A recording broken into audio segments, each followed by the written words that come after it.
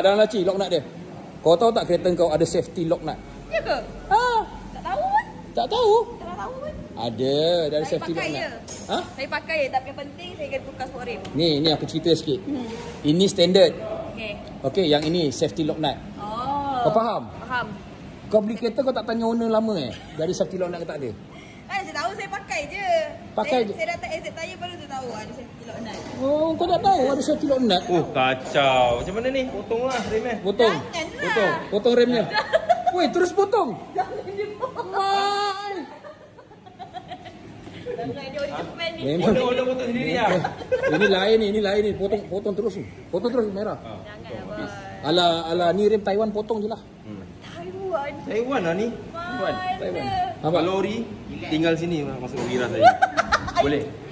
Oi, macam tu je kau minta tukar rem. Ini level ni. Menyirat ni.